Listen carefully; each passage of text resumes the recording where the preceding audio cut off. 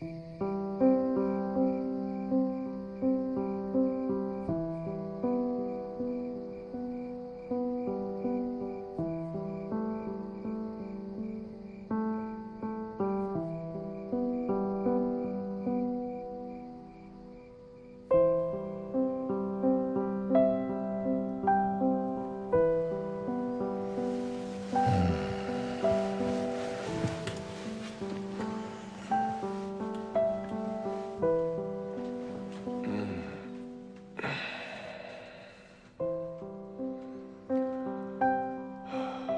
you. Thank you. Thank you.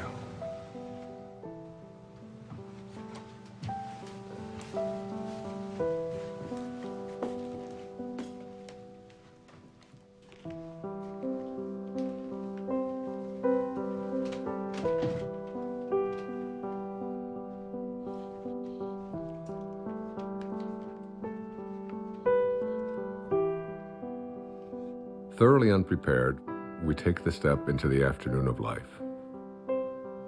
Worse still, we take this step with the false presupposition that our truths and our ideals will serve us as hitherto.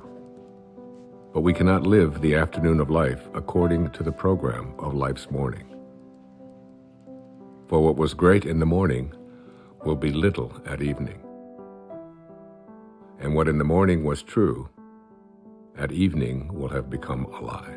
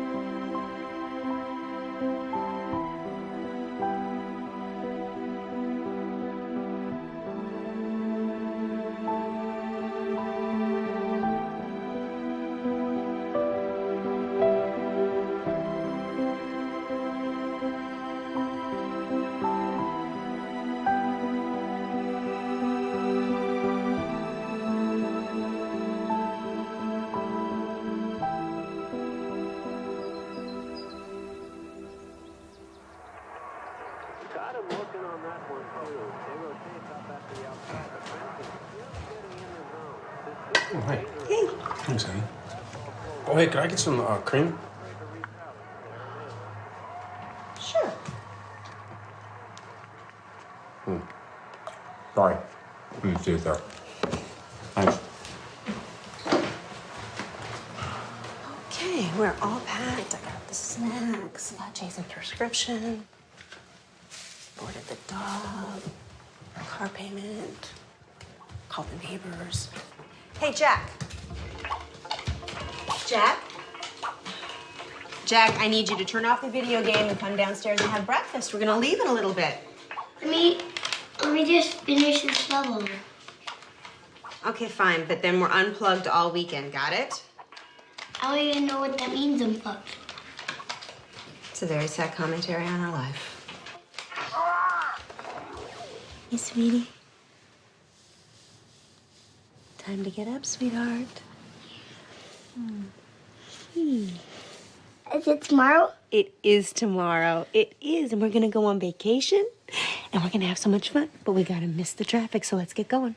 Gotta get up, monkey. Okay, off you go.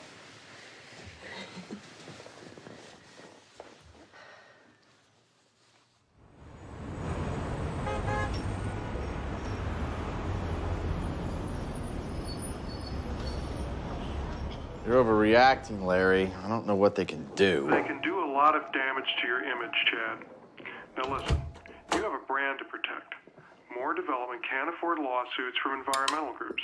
This just isn't the right climate for that kind of stuff. What are you suggesting?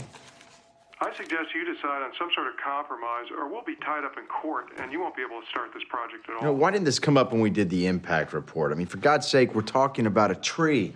No, it's more than a tree. Chad, your pre-sales are already dropping, and now you're giving off the appearance of being insensitive. I am insensitive. It's a tree. You're paying me a lot of money for You know advice what, that you're not Larry? listening We'll to. talk about this later. No, wait a minute, Chad. You're Just- charging me Chad, by the please, minute. I'm hold on. hanging up now. Don't act. What was that about? I'm 80% done with this subdivision. Why don't you just not build near the tree? Then I lose money and you don't get your bonus. I'm not reconfiguring an entire section of it because of a tree. Never mind then. Have you made a decision about the board meeting this weekend in Monterey? Wait, what is this about? The House of Hope and Promise. Ugh, next time someone asks me to be on one of these boards, shoot me. Hugh Johnson is on it, remember? I went to great lengths to get them to ask you to be on it. Yeah. If Hugh Johnson's on the board, I'd better be on the board. In case you've forgotten, the House of Hope rehabilitates homeless families. I have put all of the information in this file for you. You can catch up on their mission in the car on the way there. I know what their mission is. It's to give handouts to people who can't handle things themselves. You know what? I never got a handout, and I managed okay. I will call your publicist and get them to say something about your philanthropic work. Hey, actually, that's a good idea. That'll deflect from the whole tree issue. Always thinking.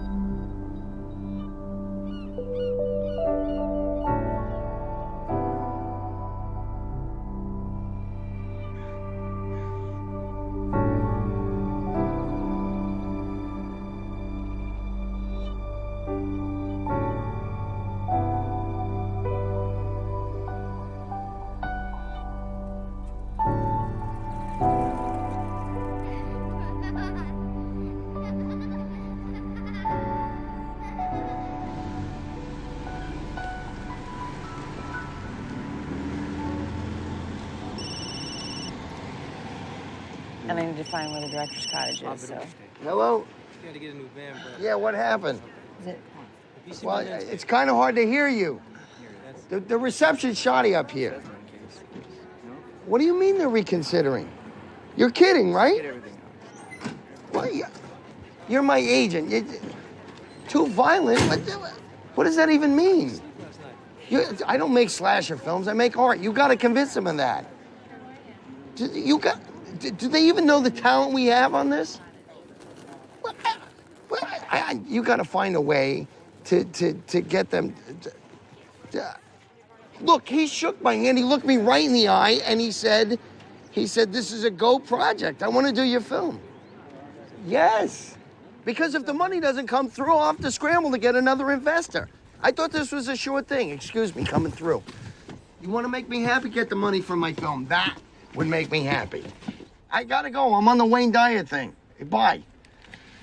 Wow, damn. Is there anything we could do? You got about $5 million? If I did, would I be here?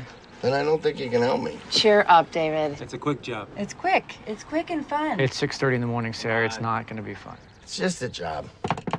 Nothing artsy. We'll get them their footage, and then we're out of here. Wayne! Good morning, David. How are you? I'm great. I hope this isn't too early for you. Oh, no, I've been up for hours. Good, good. This is Rob, our cameraman. We're very lucky Rob. to have Nice him. to meet you. Ron does sound. Hey, Ron, nice to meet you, my And friend. this is Sarah, my production coordinator. Sarah. She's Pleasure. very resourceful. If Great. you need anything, just ask her. Got it. So if you're amenable, I thought we'd head down to the social hall area and then set up down there. Let's do it. I'm ready. I've been ready for hours. Yeah. Oh, let's do Grab it. your cape. Let's go. Super. After Do it. you, Jonathan. All right. All right. How'd you sleep? I slept great. Oh, is there I'm anything? excited about this. Is there any expectation I should know about? I have no expectations. I'm totally in your hands. Whatever you want to do, I feel sorry Okay. for you, Dr. Dyer. You're sorry you said that.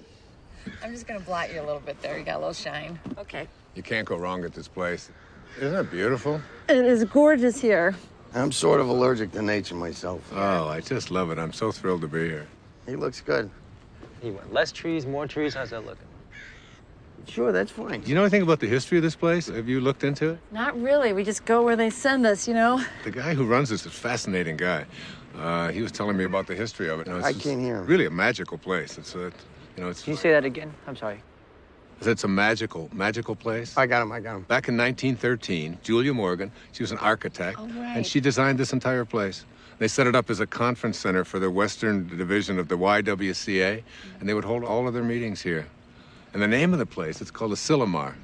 You know, who knows what a Silomar is? And I was asking him, he said, well, a silo or a silio means refuge, and mar means sea. If we're good, we can start.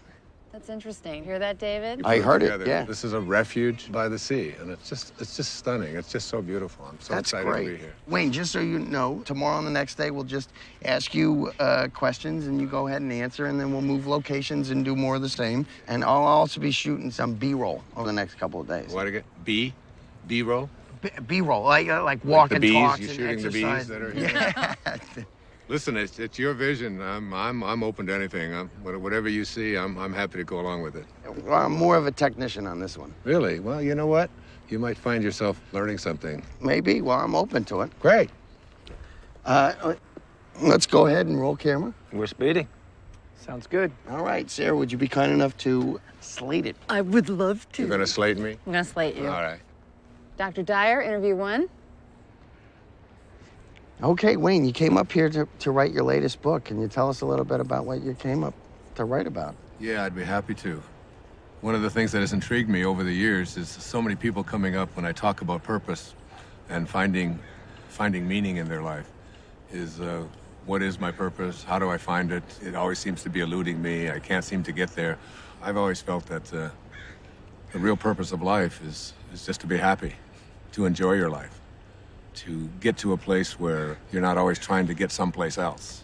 So many people spend their lives striving, trying to be someplace that they're not.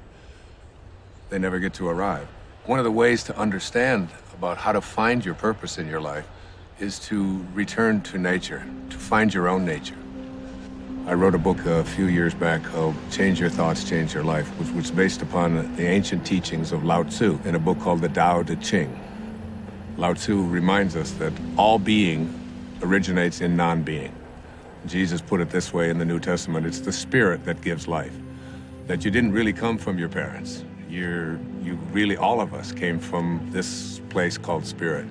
And when you showed up here in this world, you showed up here from a tiny little drop of human protoplasm, a speck, if you will, and everything that was in that little speck that became you, everything that you needed was in that tiny little speck.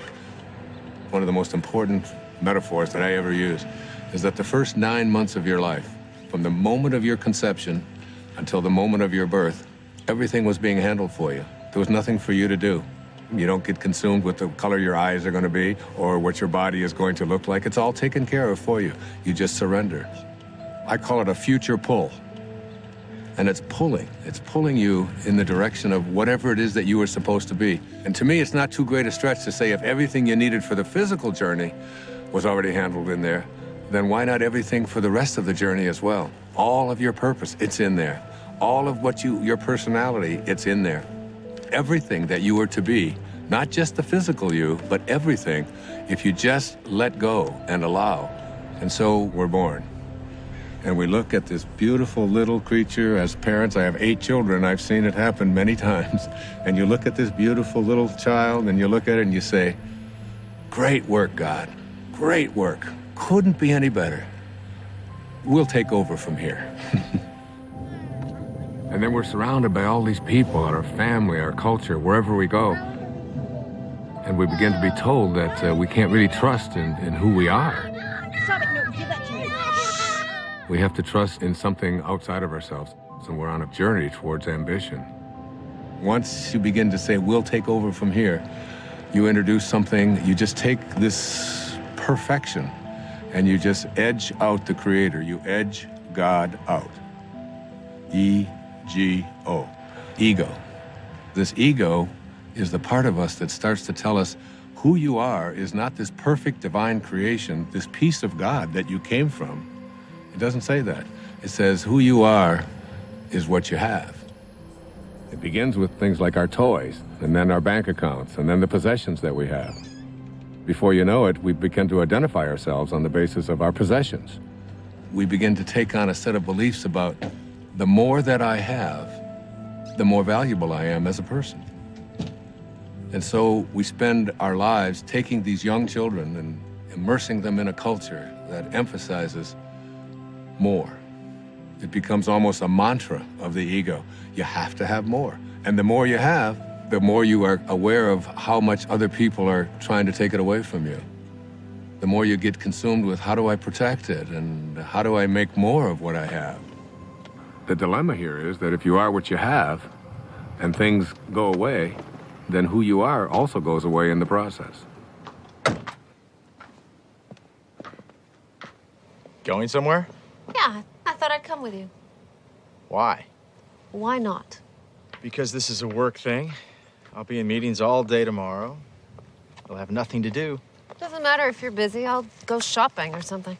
I'll be fine. Hi. Sorry, we won't be needing you after all. Thanks, you can go. What are you doing? Come on, it'll be a beautiful drive. Which car should we take? You are not coming, and I do not want to drive. I want to be driven because I have work to do. Okay, well then I'll drive. Let's take the Porsche. Denise, the place I'm going, it's not the kind of place you're used to. It's rustic. I think I can handle it, Chad. I know how to rough it. You know, I don't understand the sudden desire to spend time together. I just want to get away. Would you prefer I got my own room? Okay, what's wrong with you? Maybe I'm interrupting something. Oh, come on. Are you meeting someone else? Of course not. Look, I don't even want to go to this thing. Well, then all the more reason I should go with you. You're not going to fit all those bags in the Porsche. Why don't you help me try? The second aspect of the ego is this idea that I am not only what I have, but I am what I do as well. We are... You gonna get that? No, please, go ahead. Oh, it's all right. No While we're problem. stopped here, do you want anything, Dr. Dyer? You want water or anything? No, I'm fine. We're still rolling, guys. We're cutting. What? Oh, keep rolling. Please. So, second component of this ego is the idea that not only is who I am what I have, but it's what I do. And what I do becomes this thing called achievement. And in this whole world of believing that I am what I do, we become consumed with this whole idea of my success, my value, my worth as a human being is based upon how much I accomplish. So I have to make more money, I have to get a promotion, I have to compete with everybody else who's trying to get what I have. We are taught this over and over and over again. All of our young people are taught this when they go out into athletics. The most important thing you can do is be number one, and you say, we're number one, we're better than everybody else. And we constantly find ourselves in this competitive notion again of believing that our world is one in which we have to compete. That's what the ego says. Now, the third aspect of this is the idea that I am what other people think of me. That is, I am my reputation. Particularly, this is relevant for young people who are taught that you have to dress the way other people think, and if other people don't like you, then there's something wrong with you. If you're consumed with that, then you're going to be something different every time you turn around. Now, this is particularly relevant with women, especially in relationship to the family. Women are often taught in our culture and our society that the only way that you can fulfill yourself is by how you relate to your family, to yourself as a daughter, to yourself as a mother, to yourself as a grandmother. And while these are very important and creative aspects of every woman's life, if that's the choice that they make, it's not necessarily the only thing. And many women feel that deep within them that they have a calling to accomplish something great, to make a contribution. And oftentimes we'll put it aside. So what I encourage women to think is, don't ignore that calling inside of you. Don't ignore the part of you that says you came here to create something powerful, and you have just as much of an influence in doing that, just as much of a right to do that as anyone else does. Sure, I saw that one too. I wonder if I can get the whole collection on DVD. I think that might be a possibility. You know what my favorite episode is? I don't. Kick the Can. Now that is a good one. You know, when all the old people become young again. Yes, heartbreaking, isn't it? You know, I the other episode I like is the one where... You know what, I'd like to check in. I'm sorry. Are you with the wedding? No. There's a wedding? People actually get married here? Yeah, all the time. I'm not criticizing it. I think it's charming. Chad Moore. More development? Yes? Ethan Lipton. I used to work for your company a few years ago. Oh, right, yeah. Yeah, in accounting. Yeah, sure. Darling, we'll talk later, okay? Okay, good. Oh, be sure to tell the guys to show up on time tomorrow night at the rehearsal dinner. This whole weekend is going to be a continuous celebration of love. Well, I do like love. Well, that's why I'm in this business. Bye. Are you getting married? No, I'm with the band. Oh, well, have a fun weekend of love. You guys too. Do you remember that guy? Not at all. Hi there. Hey, let's see, I'm checking in. The House of something? Promise and Hope. Promise it. Chad Moore, I'm on the board. Welcome to Asilomar, Mr. Moore. We have you in North or Longviews. If you go out the door and to your left... My wife has joined me unexpectedly, so could we get one of the larger rooms? You don't have to tell him that. Well, they weren't expecting you. You were Just unexpected. one of the nicer rooms would be wonderful. Thank you. I'm not used to camping. Camping. That's funny to me. Let me see what I can do for you. There's so much stuff we can do. Oh, that'd be cool. Where are the kids? Huh? Oh. Ethan. Whoa. Jack, Ethan, come over here. Come on. Come on! Get over here! Come here, troopers. Take you and you go with your mom. Stand on my toes. Yeah, and also something away from all the noise would be nice. I do have a room on the first floor in the lodge building. Yeah, No, something higher. Of course, Mr. Moore. Do you have a room on the second floor? Higher than that, please. I'm afraid that's about as high as we go here. You're kidding. What a waste of real estate. I think you'll like this room. It has a balcony. All right, if you say so. Give me a second. Give that to your mother. Give that to your mother. You heard her. Hand it over. I said we were gonna be unplugged this whole weekend. Do you guys just want to go home? No, we're not gonna go home. It's no fun. Come here. Stand with me. Here, jump on my feet. Jump on my feet. I'll lift you up. There's no way we can have all these meetings with these kids running around and screaming. Have a great stay. Look, I don't need to be having this conversation right now. I don't have time for this. I can't deal with this right now. It's not... We move into then the later parts of the ego, which talks about something called separation. And the ego has a very strong belief system that who I am is separate from everybody else. And then another component of the ego teaches us that I'm also separate from everything that's missing in my life, from all the things that I'd like to have. And then finally, the ego teaches us the most egregious error of all. It teaches us that we are separate from God. And one of the simple constructs that you learn in the afternoon of your life when you shift into the meaning phase of your life is to realize that you came from a source. We can call it God, we can call it Tao, it doesn't matter what we call it. And that this source is everywhere. There's no place that it is not. It must be because it creates everything. Everything comes from this source. Then it must be in me. If there's no place that it's not, it must be in me. And if it must be in me, it must also be in whatever it is that I feel to be missing from my life. If you know that, then in some way, everything that's missing from your life that you would like to have, you're already connected to it in spirit. And all you have to do is figure out a way to align yourself with that and have a knowing that you're already connected to it. You just have to bring it on its way in the way that you think and process. What, was that out loud? Yeah, you just said that out loud. Sorry. That's okay. Sorry, it is go intense. There's no question about it. It's very intense. Please continue. Okay. I was saying that as we move into the afternoon of our life, we take the same ego constructs that we learned in the morning of our life, which is all about competition, winning, being better than everybody else, and we try to apply these same constructs to the afternoon of our life. And what happens is we end up living a lie. For what was true in the morning, in the evening, has become a lie.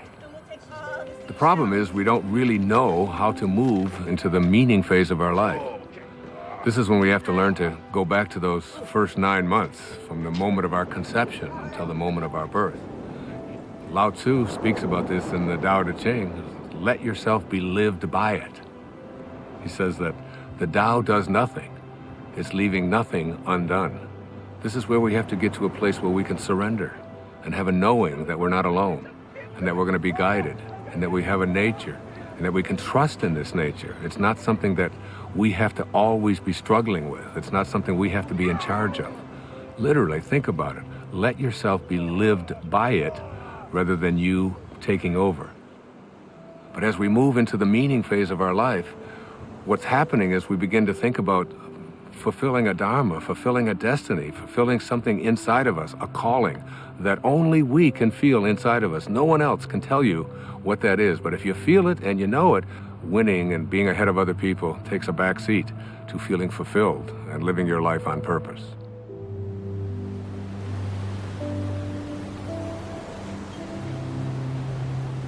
I'm coming to get you. No! Ethan! Don't throw sand!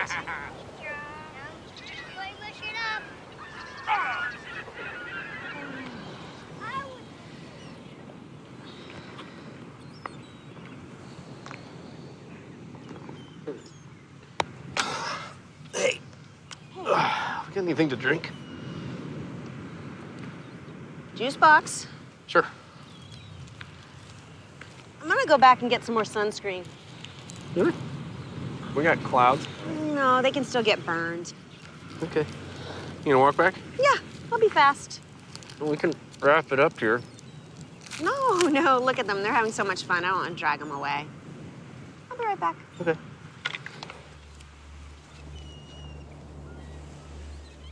You got some great stuff. Well, I think it was a good start. I think it really was. I think you're going to see this thing come together in some unexpected ways. You're going to be surprised. You really are. Directors don't like surprises. Well, you're in for some. Great. I'll see you in the morning. I look forward to it. Thanks for everything. It was great. Thank you. Thank you, guys. Thanks for everything. Yeah. Thank you. You're welcome. See you later. ride? Yep. Okay. See you tomorrow. Thank you.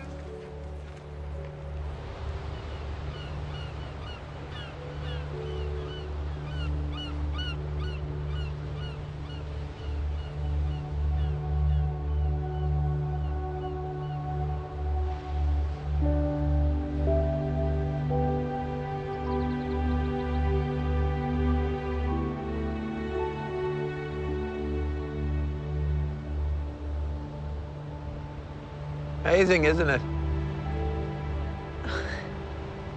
Yes, it is. Looks like they're reaching for each other. Sorry? Well, the trees, it looks just like they're reaching for each other.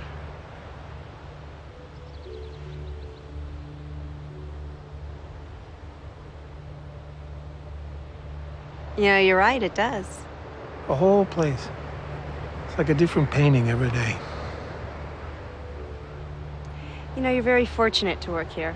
Yeah. Hey, you want a lollipop? Excuse me? It's root beer. You like root beer? Actually, I do. It's root beer, but with a little bit of licorice. Thank you.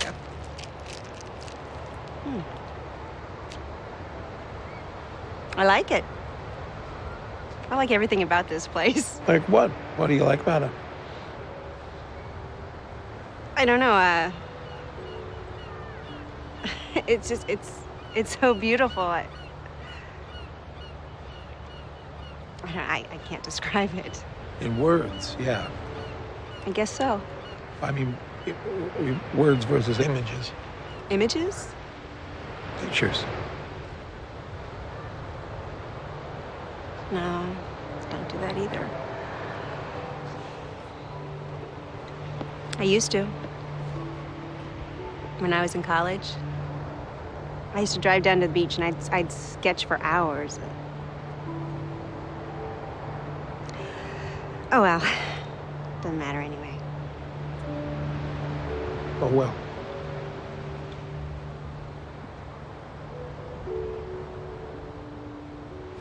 Hey, Mom. Where you been? What? We got cold. You eating a lollipop?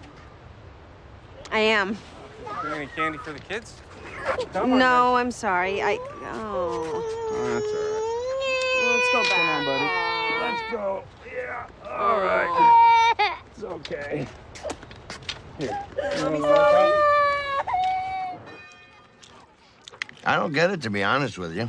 That really doesn't surprise any of us, David. Seriously, if I didn't have ambition, nothing would get done. Is that supposed to be a comment about us? You have a napkin, please. You know what I mean. Like we're supposed to sit around and wait for things to happen to us magically. There's nothing wrong with a little magic in life. I can't trust magic. What I can trust is my own will to get things done.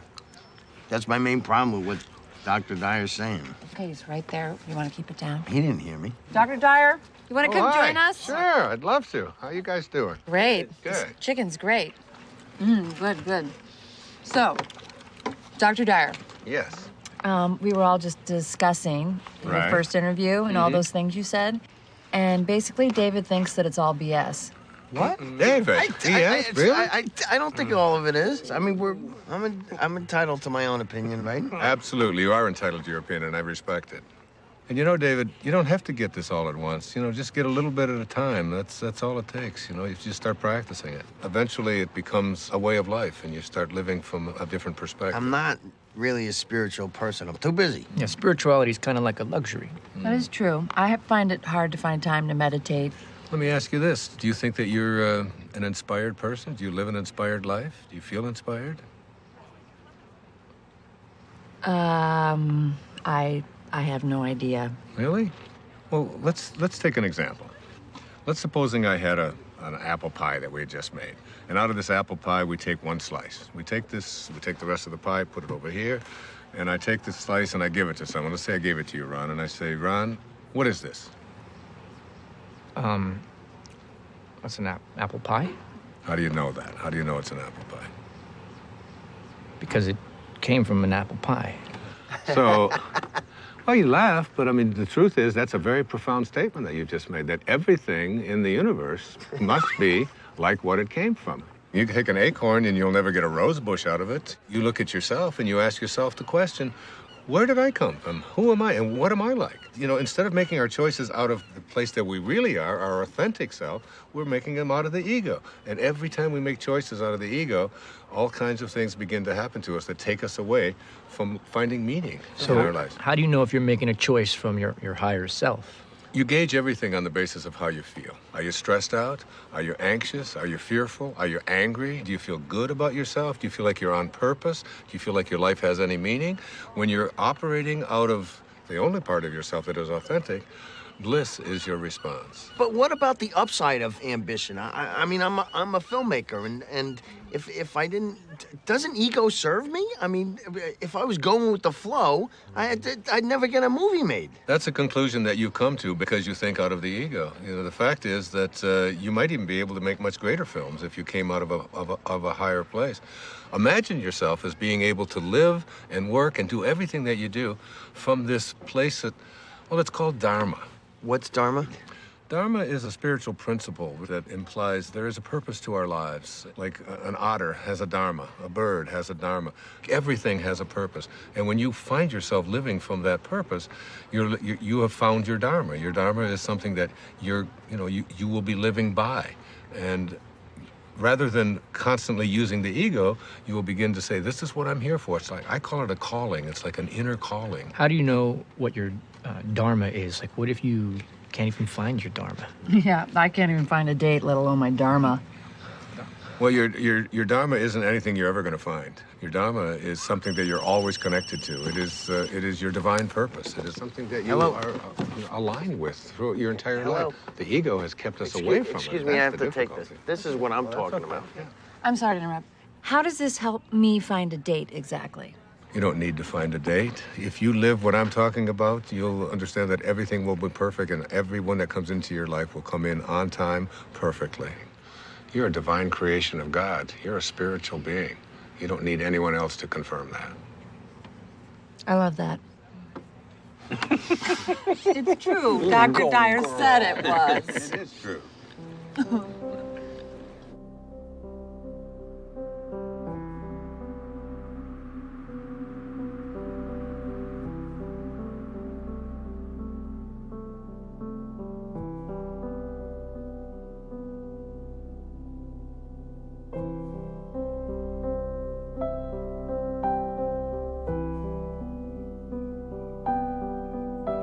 You know, I don't want you to think that I don't appreciate what you're saying. I do.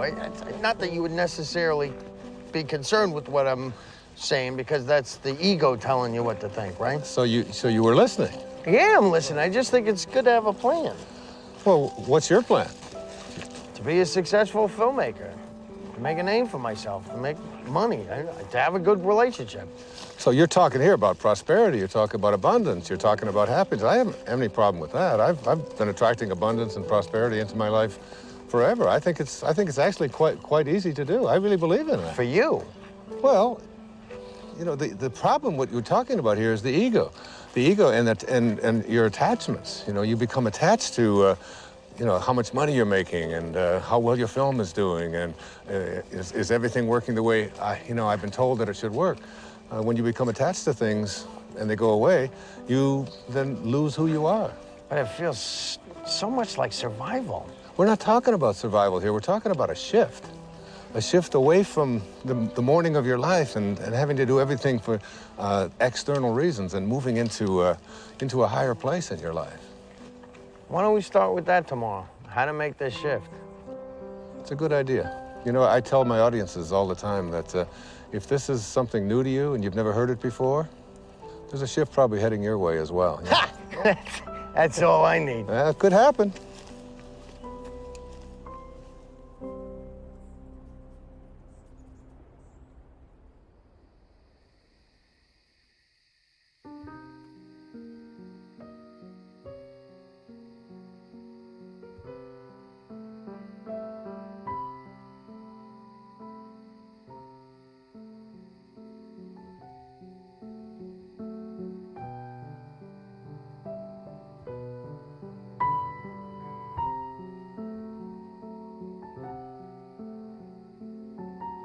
When great thinkers talk about union with God, there's this theme that comes through. It's about being in silence.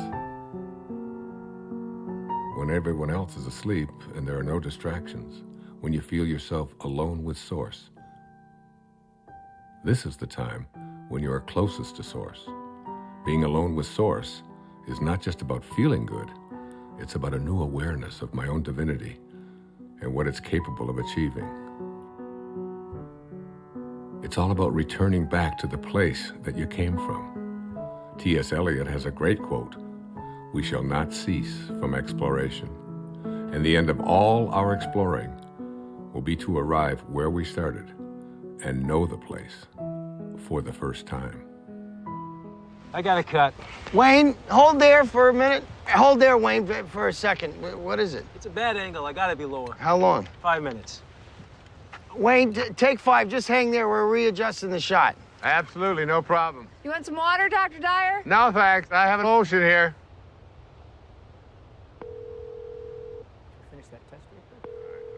Hi, you've reached the office of Alex Chase at ICM. Please leave a message for Alex or Jason at the tone. Thanks. Alex, it's David. Call me back when you get this. I'm getting a little antsy. I think we should have heard by now. What did the executive say? Do you know anything? And why haven't I had a meeting yet? See the difference?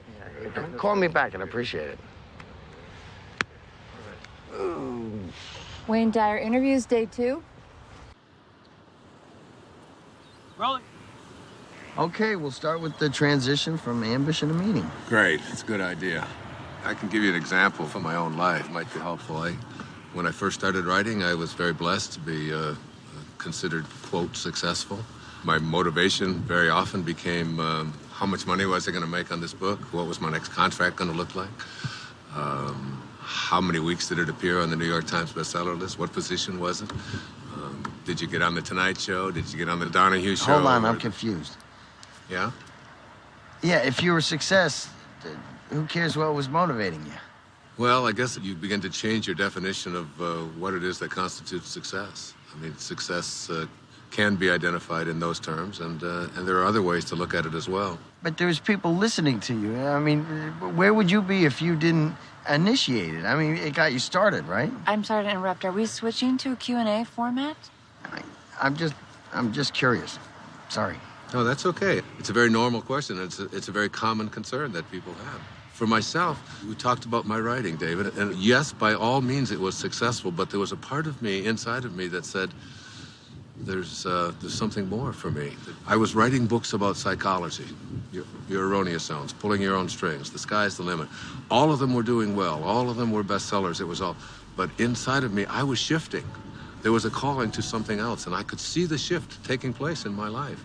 And the shift was, it was more in the direction of spirituality. It was more in the direction of higher consciousness. I began to become excited and thrilled by reading people like Krishnamurti, by reading people like Muktananda.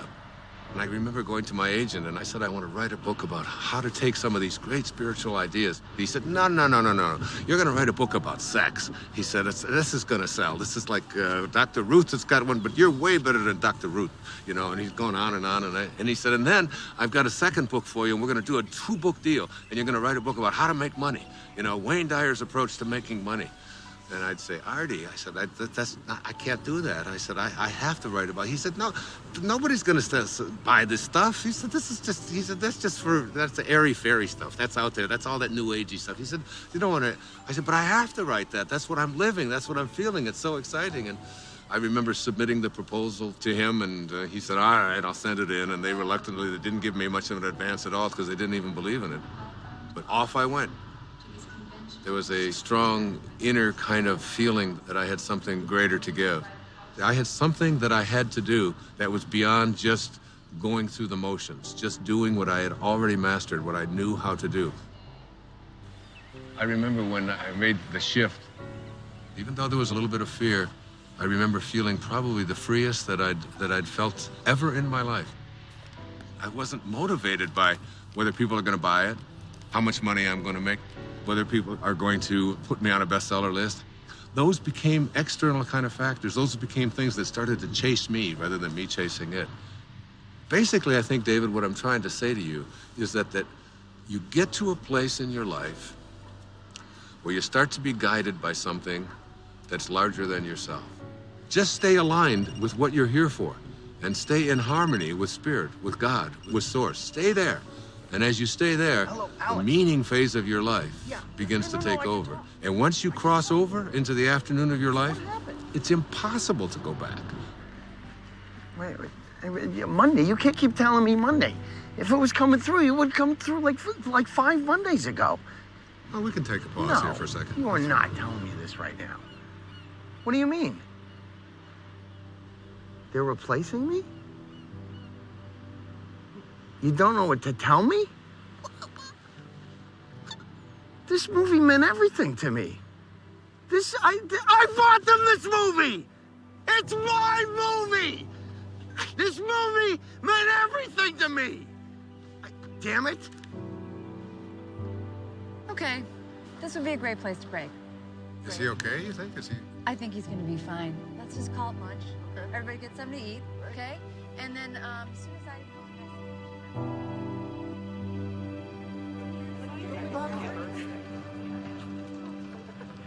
Lunch is 1.5 hour. If anybody is interested in the Marin County project, please. Hey, you up for a late game of golf? Oh, absolutely. Okay, I'll reserve it. Thanks. You know how long this meeting's gonna last after lunch? I don't really know. I think they're saving some of the big items until the end. Like what? Well, they're $1 million down in the San Francisco project. The contractor underbid, now they're over budget. You know what? Listen, you can catch me up on all that stuff this afternoon when we play golf. You're not coming back? Oh, no, I am. I'm gonna try. I just, got a lot of work to do. See you later. Okay.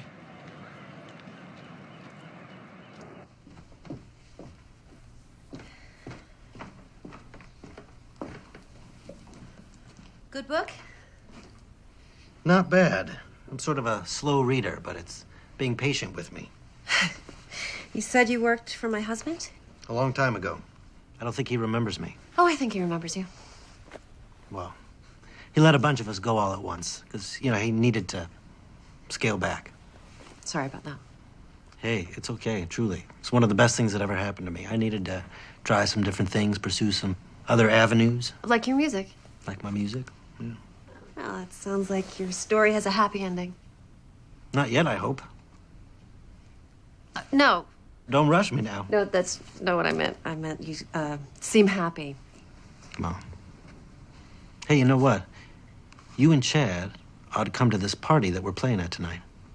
Oh, thanks anyway. Yeah, come on. It's supposed to be a continuous celebration of love. Isn't that what she called it? Oh, yes, I think she did. Okay, so you guys have to be there to help us continuously celebrate. I can't crash a party. I just invited you. You can't invite us. Too late. Sorry. Happened. No.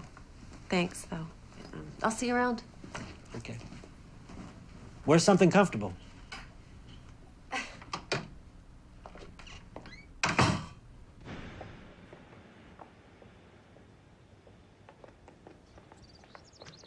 Denise. Denise. Hey, slow down. Stop! Oh, hi. Why didn't you stop? I didn't see you there. Where are you going? I was going into town. I thought you were in meetings all day. I was. But, I'm bored. Yeah, well, if Hugh Johnson can do it, you can do it. No, I'm not cut out for this nonprofit thing. So. Oh, Chad, you just gotta fake it. No, I'm coming with you. What? I said I'm coming into town with you. Honey, I love you, but I don't enjoy shopping with you. I need some me time. I thought we were supposed to spend time together. Right? Look, Denise, I'm not kidding. I cannot take another meeting. I'm coming with you. Whatever.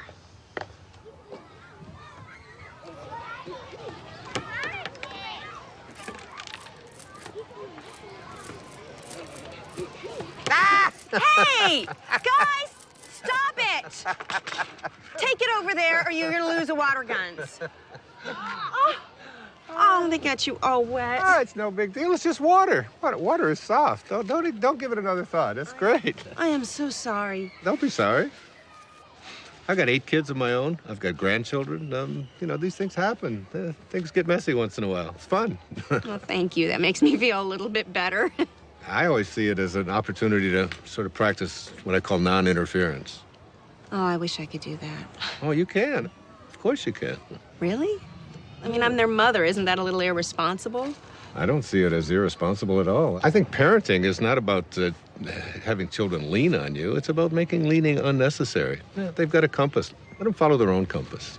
What would I do with myself if I wasn't interfering? Oh, I don't know. Do you ever think about music or art or something like that? How'd you know? Know what? Nothing. Thank you. It was really, really nice talking to you. Well, you too. God bless you. Namaste. Namaste. All right, guys, come on. Time for lunch. I don't want to eat. Me either. Before the ants eat them. Just come and eat when you're hungry.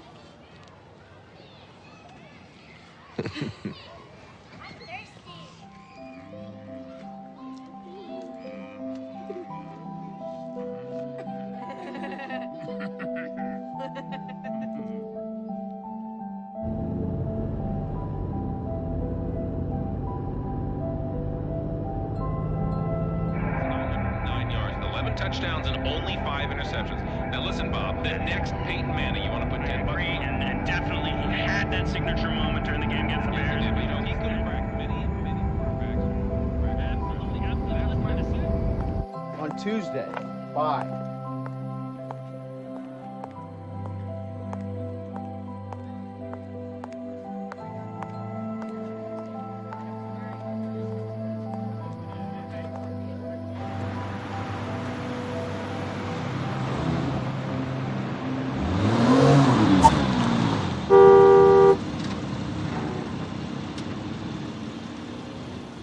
I think I'll return that dress. The one you just bought? The red one. I waited 45 minutes for you to decide if you were going to buy that. I don't think I like it. Then why'd you buy it? Actually, I think I already have it. It took you an hour to buy a dress that you already have. This is exactly why you shouldn't come shopping with me. Oh, I've got an idea. How about if we just not talk to each other at all?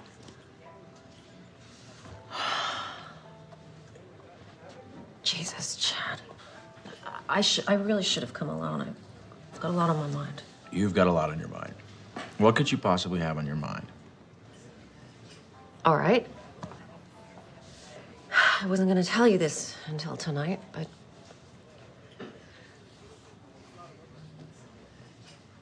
What? This weekend is a write-off for you, right? Because you're on the board of that charity. Right. You're about to have another write-off. What's that supposed to mean? Ugh, God, I'm trying to put this in a way you can relate to. Yeah, well, I'm not relating. I'm pregnant. What? You're joking. No, I'm not joking. I don't want kids. I know. I didn't either. But this just happened, and I thought, I don't know, maybe it's time for change. You know, that we should experience this thing that everyone says is so wonderful. You know, maybe it's time to stop being so selfish and start thinking about something other than... I want to be selfish. I like being selfish. I like our lives. We come and go when we want. We're happy. Oh, you think we're happy, Chad? I don't know if we're happy. I mean, God, you're always at work. We never see each other anymore. I'm always at work because I need to buy you the things that you want, Denise. Cars, clothes, houses, everything you want. But still, it's not enough to make you happy. Please, keep it down. I want this baby. I think it could be the most wonderful thing we could do with our lives. Come on, I get what this is about. This is about you feeling like you haven't done anything in your life. So you think you need a baby to feel validated. Well, you know what? I don't. I worked my way up from nothing, and I will not sacrifice our lifestyle so that you can indulge in yet another distraction. Wow. A baby is not a pair of shoes, Denise. I know that, Chad. You are so cruel, and you're so mean. God, you used to be fun. What happened? You planned this, didn't you? It was an accident. Sir, I'm gonna have to ask you to leave. Please. It can happen. How could you do this? How could you do this? Thank you so much. Thank you for making this the tender, precious moment that every woman Tender, dreams precious about. moment? We don't have tender, precious moments. we You know what we don't. did have? We had a prenup, an agreement. You signed it. No kids. I know, and I changed my mind, okay? People can change. Well, you know what? Chad. I didn't change my mind. Well, what are you gonna do about it? Divorce me because I'm pregnant? I might. As a matter of fact, I'm definitely divorcing you. Will you please shut up? I'm definitely Fine. I don't care. Go ahead. I'm better off raising this baby without you. Good luck. You signed that prenup. You won't get much. I'll make sure of I it. hate you!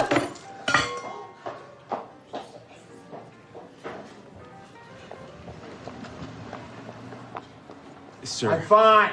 I still need I'm you. fine. Sir, I am still gonna have to ask you to leave. Oh, I'm leaving. Don't worry about paying. No, I am definitely paying for this meal. Please, sir, it's not necessary. Oh, she's got my wallet. Hey! You took my wallet, you kleptomaniac! You left it in the room, you moron! I'm calling my lawyer. I'm calling my lawyer right Oh, now. really? How are you gonna do that without your precious phone? Hey, come back! Come back!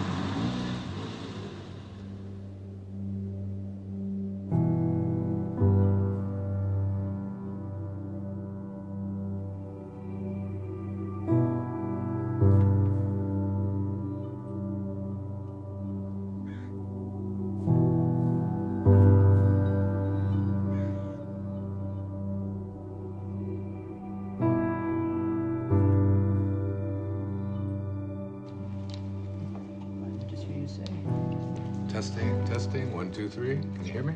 Great. Okay. Dave. Nice to have been in the cold, Dave. huh? It is. You want to stay with the same frame size, right? Yeah, sure. Okay, guys. Ready. Okay. Crossing. Okay, Wayne, can you just shift your chair just a tiny... Sure. Thank you. Oh, perfect. Okay. Perfect. Okay, so we good? We are good. All right. David. We're rolling. David? David, why don't we take it from where Wayne was talking about the shift? We can just continue from there. Sounds good to me. Okay, this shift, this movement from ambition to meaning, from the morning to the afternoon of your life, generally it's preceded by what we call a quantum moment. Sounds strange, perhaps, to use a term like that, but quantum moment really refers to the characteristics of what it is like when you have what Maslow called a peak experience. The first of these qualities, there's 4 of them. The first of them is that it's very vivid. The second quality or characteristic of these quantum moments is that it's a surprise. And the third characteristic of these quantum moments is that they are benevolent. They always feel good. The fourth and final quality is that it's enduring.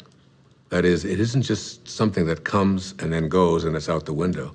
It lasts with you forever.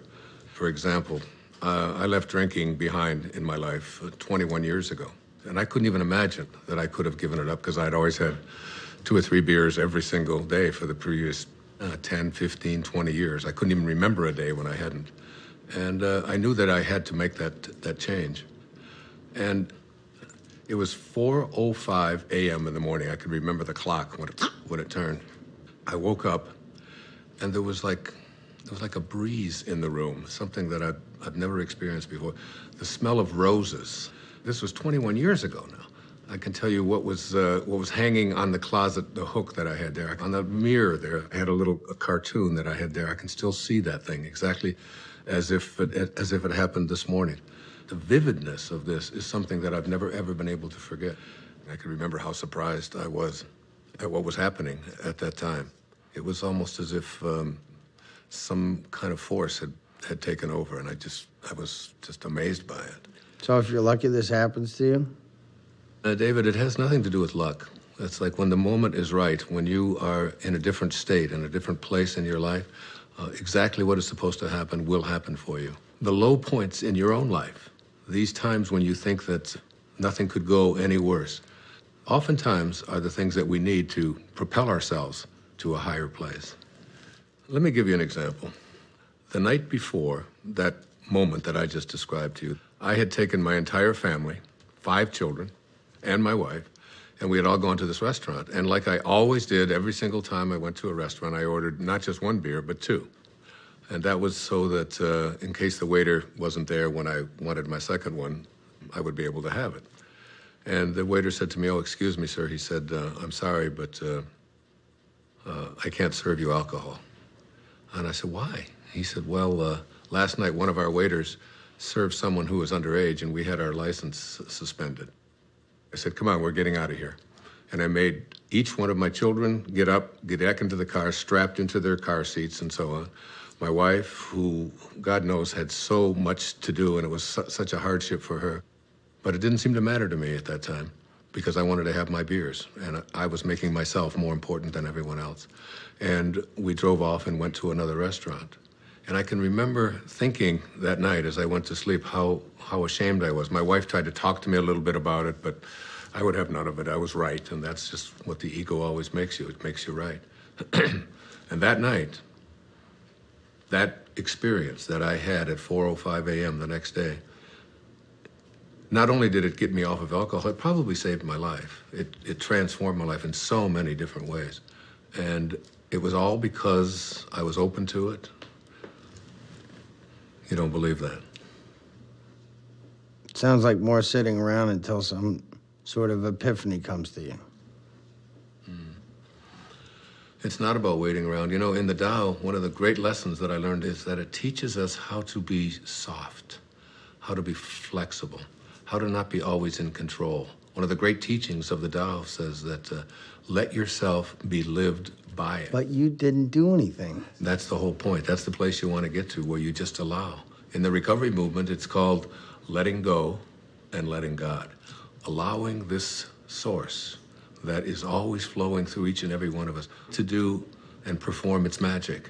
And that magic will always work in our best interest if we just surrender to it. If you could just stop interfering in your own life and just let yourself be done.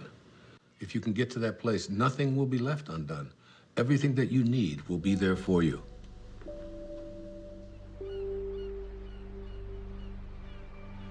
It's mysterious for most of us because we believe that we're the ones who have to do everything.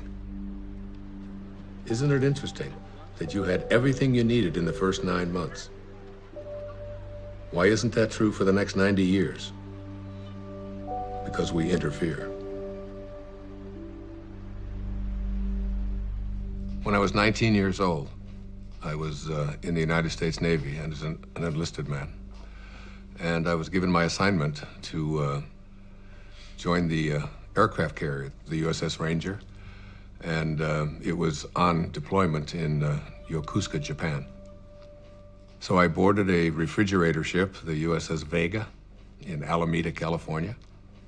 And just as I was getting on that ship to take my 29-day voyage across the Pacific Ocean, my Uncle Bill Volek, who was a school teacher in Hayward, California, handed me a copy of a book.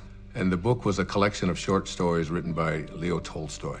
He wrote not just great novels and great stories, but great spiritual literature as well. He was considered to be the soul of Russia. And the first story in this collection was called The Death of Ivan Ilyich. Now, Ivan Ilyich was a judge who lived in Moscow.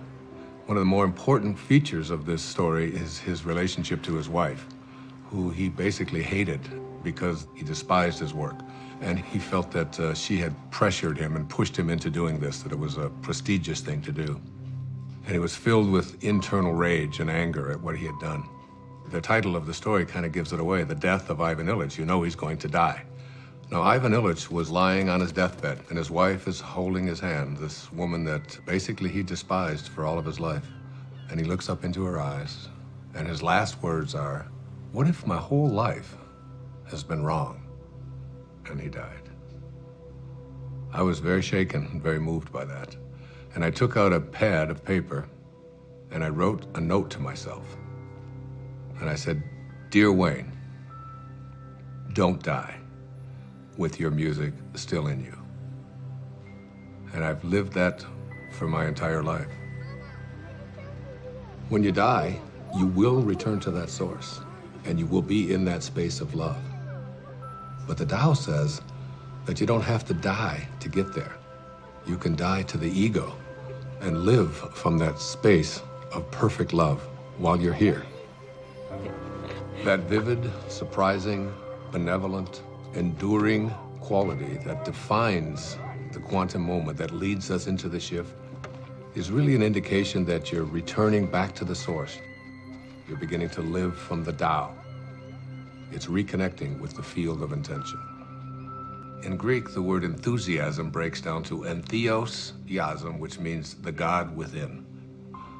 When you have passion, when you have enthusiasm for something inside of you, that's really God speaking to you and saying to you, don't get to the end of your life and have to be able to say what Ivan Ilyich said, "What if my whole life has been wrong?"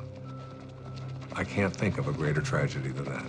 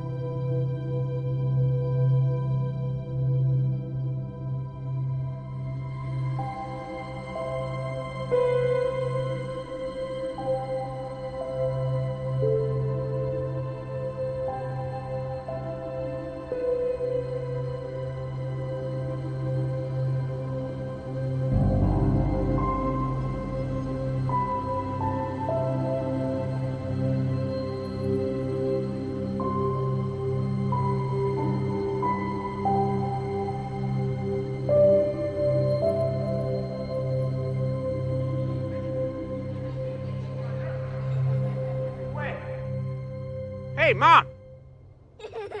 What is it? Earth to Mom, where'd you go? I'm sorry, it's just... It's so beautiful. I was imagining how I'd paint these trees. You don't put paint on trees. Oh, no, honey, it's, like make a painting of it. You know, like you make a picture in school? Mom, you're not a painter. I haven't seen you paint anything. All right. Next one to that rock up there. Wiz, go! Go! Let's go get him. Let's go get him. Go, man, come on. What did you do?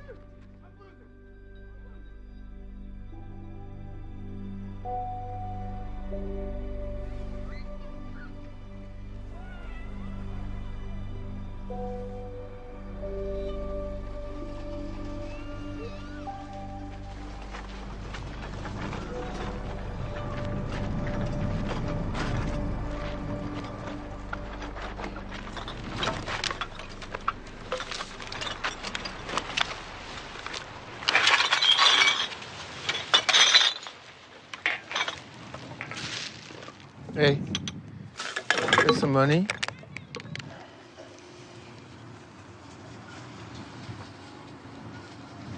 God bless you. What? I said, God bless you. Why would you say that? I didn't even give you any money. You got any money? Not at the moment. But you? Need to call a cab. Hey, here you go. This should help you. Thanks. Wouldn't happen to have a cell phone in there, would you? I don't need one. You make money with that stuff? I make good money. Where do you live? Over there. Over there. But my favorite place is there. Under that tree. That's my favorite. I know that tree. We are friends. It's a good one, huh? You know what you gotta do? You get some of these bottles, and you can make some money. There's a machine down there. You put the bottles in, and you make some money. Thanks. Maybe I can save up for a cell phone.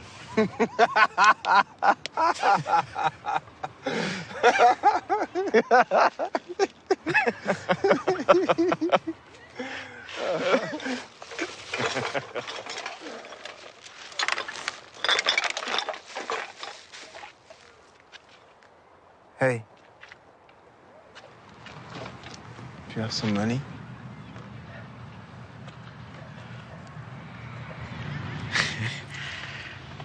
I do. I have 6 pennies. God bless you.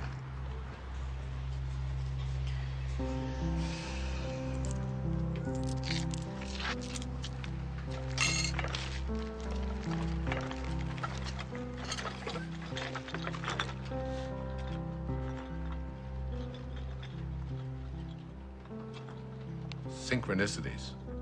It's like a collaboration with fate. All of that becomes the norm, and the ego is no longer the driving force in your life. You begin to recognize that there's a powerful organizing intelligence that's in all things, and it's working with you and for you, almost as if you're making it happen by just being connected to your source. The destiny that appeared to be imposed upon you by something outside of yourself is no longer the relevant driving force in your life. You're connected to the source, and it's almost as if this divine organizing intelligence, God, the Tao, whatever you want to call it, it's almost as if it's saying to you, you play the music that you came here to play, and I'll be there to help you overcome any struggle or any obstacle that comes along. And it's not going to be a struggle because Source is supporting you. Yes, hi. Could I get a cab, please, to Monterey Motors? Yes. Thank you. Thank you very much. Bye.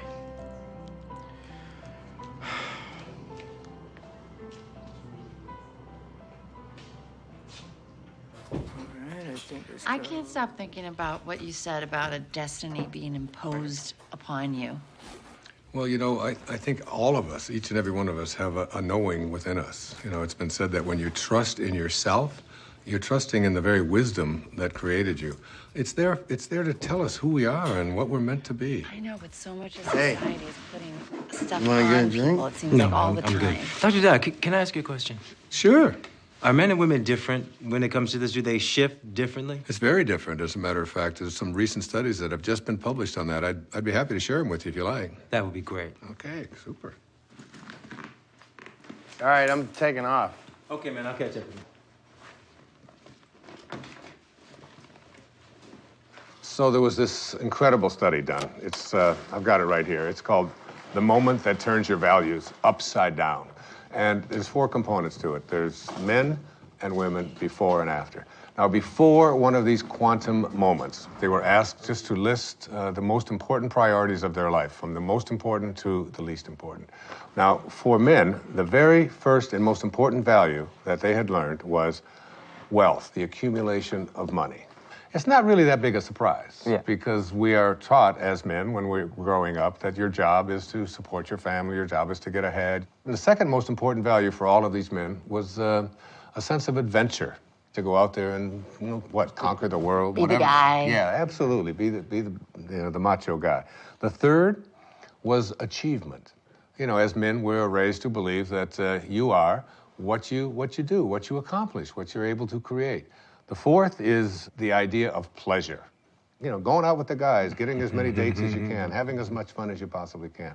The fifth of these is to be respected, all right? And we all know as men what that means, you know? You're not giving me any respect, man. And then you get out there, and when you're growing up and you're a kid, and if you don't get respect, you're having fights. Here are the top priorities of our lives, you know, be able to make money, to have a sense of adventure, to have, to achieve, to feel pleasure, to be respected. That's basically the morning of our life. This sounds like my list. What are you talking about? When was the last time you had fun? Oh, do not even listen to her. I know how to have fun. Do you mind? I'm trying to hear Wayne. Go on. Thank you. I appreciate that. All right. So the second part of this study, which is the after. A quantum shift has taken place. Same questions, only it's many years later, and they followed this over a lifetime. And the number one value is spirituality. Spirituality. The number one thing. It has gone from making money to spirituality, which wasn't even on the list before. You can't even find it. I've got the top 15 of them listed right here. It's not even on there. The second one is personal peace, less anxiety, less stress, if you will. The third one is family. Now, family was on the other list, but it was way down before. Now, what happens after one of these moments, you begin to look around and say, what is it that's important to me in my life? And then the next is God's will. This is the one that says, I have a sense of purpose. And then honesty is the fifth quality. Not just honest that I don't steal, but how honest am I as a man, you know, with my feelings, with yeah, that's exactly right, you know. Those are the top qualities for men. So there's the before and there's the after. You can see what a significant change this is, what a shift has taken place here. Hey, everybody. Hello.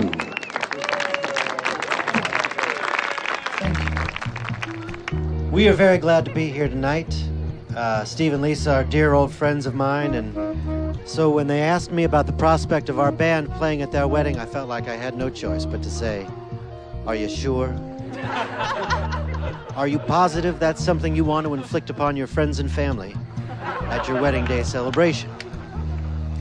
And Steve and Lisa assured me that that was exactly what they wanted to inflict upon their friends and family at their wedding day celebration. And so, here we are. You need a bossy man to love you, a bossy man to hold you close, a bossy man to dress and care for you, a bossy man to take control. You need a man with all the answers, a bossy man who run the show. The bossy man, he pays for everything. He never says, I do not know.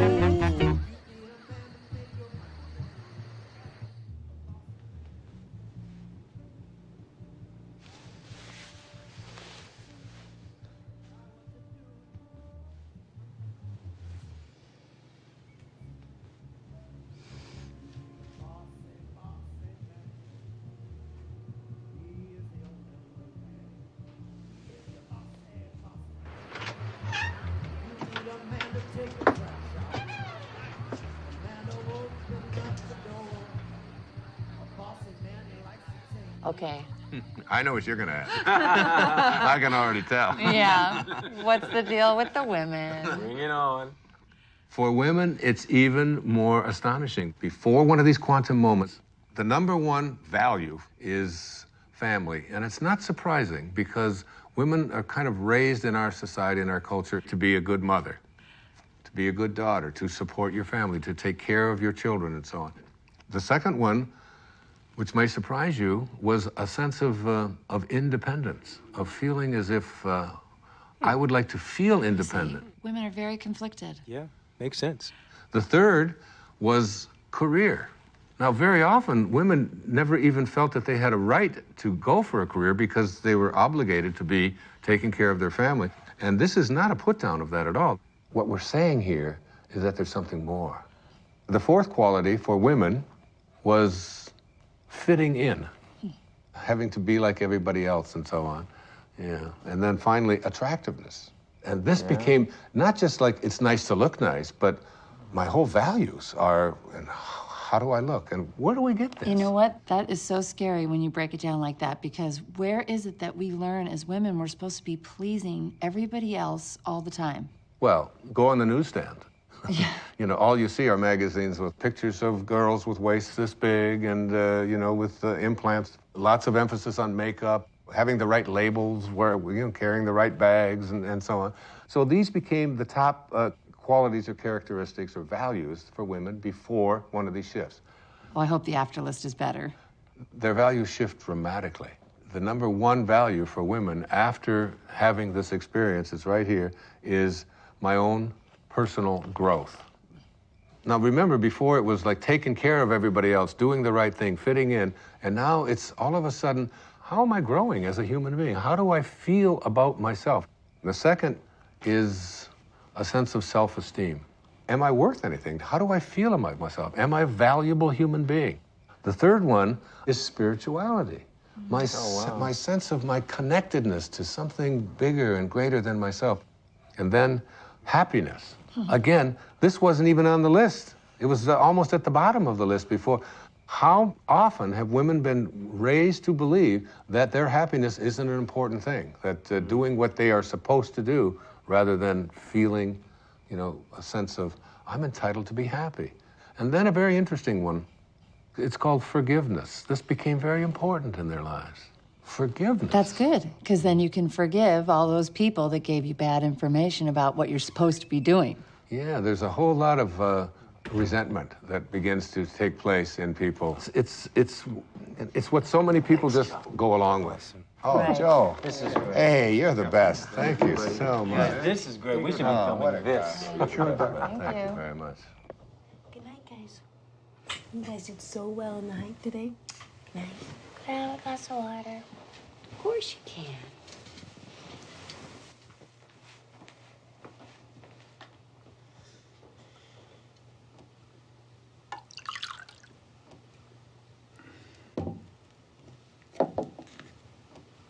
Jason, what's this? This paper and pencil wasn't here before. I don't know. No idea.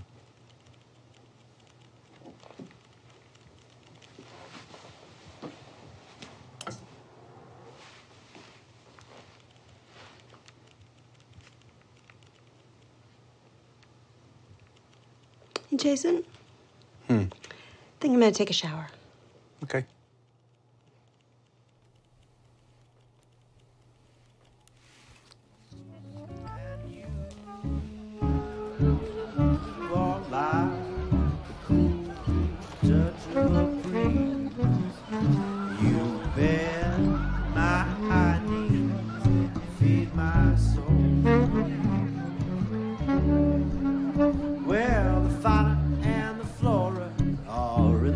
Restorer. Someone's getting rascally and spry. Fauna says to Flora, I really do adore ya. Flora says, I know. Tell me why. You are like one hot spot in the sun after a long winter storm.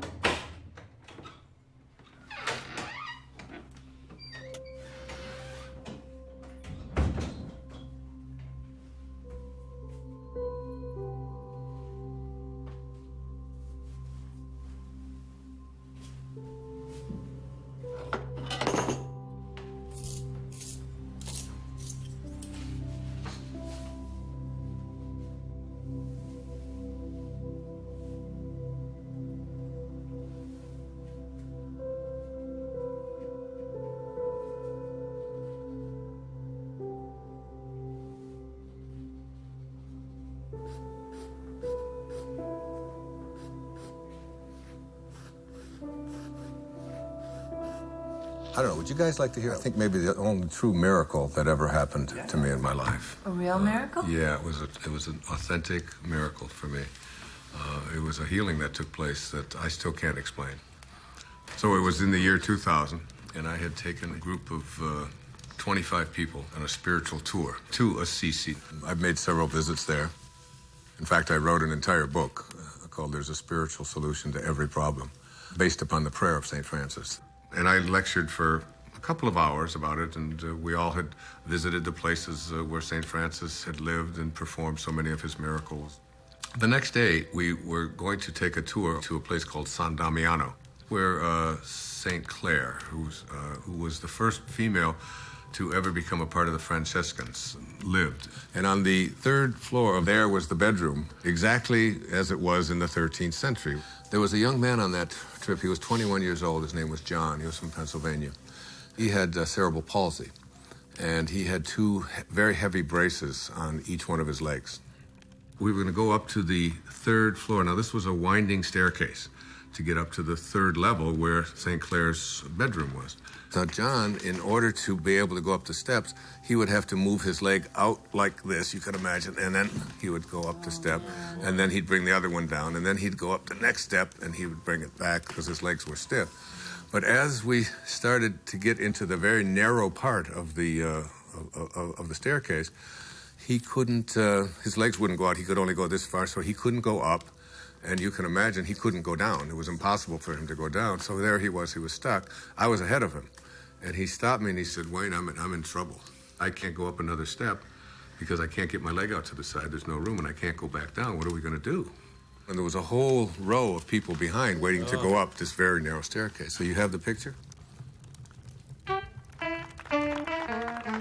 Old people don't whisper, 'cause old people can't hear. We'll just talk louder and louder, year after year. Stop looking at me funny, get over here, and I'll whisper. You have grape juice for your wine? Oh, no. No. Yes. Old wills grow stronger. Old backs grow stiff. Old feet grow wider and longer. Old dreamers drift. I'm drifting over your way.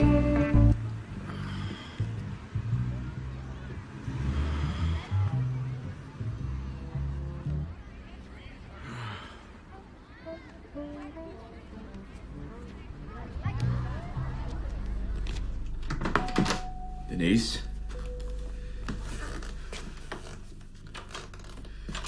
Denise?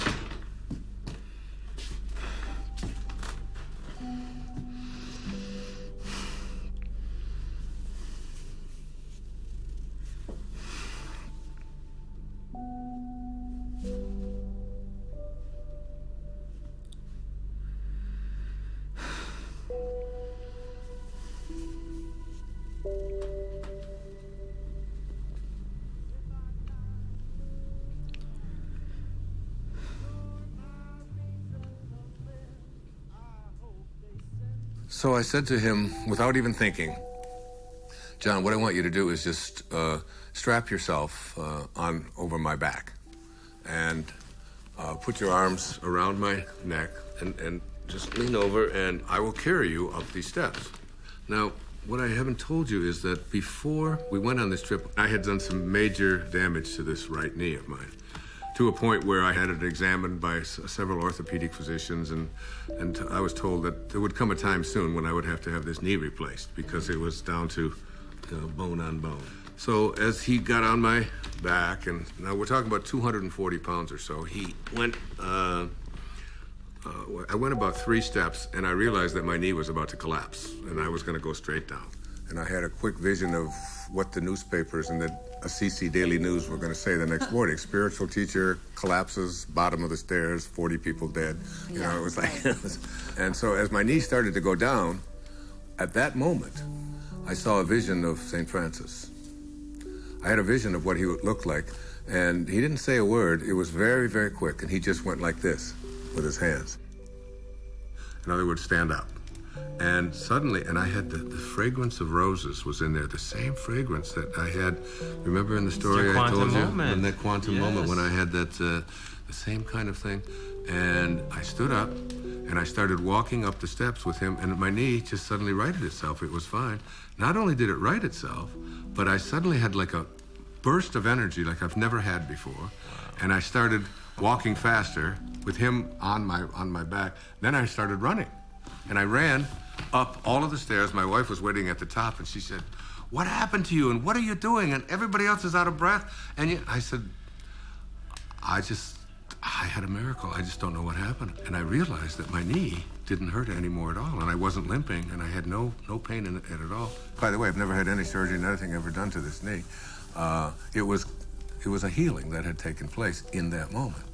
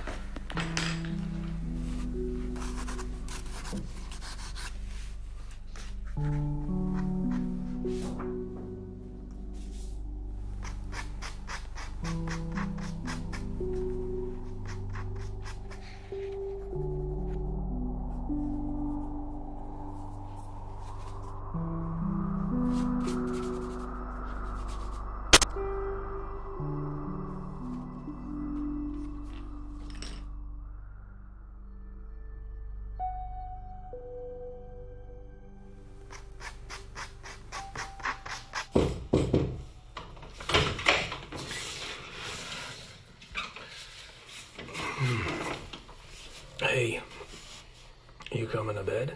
Yeah, I'll be there in a minute. What you been doing? Oh. I thought you were gonna take a shower. I did. And your clothes? I was going to, and then I got distracted. Huh. What you been doing? Nothing. Are you all right? What do you mean? Well, you just seemed a little checked out today. Just wondering if anything was wrong, or... No, I'm fine. Don't worry. I'm a little worried. No. Can I look? Jason, no. Quinn, I just want to look at him. Jason, I love what you do. I just wanted to look. can you please go? Quinn, I just want to Just go. Please? No. You know, really, you're not very good anyways. Really, don't bother. Don't bother.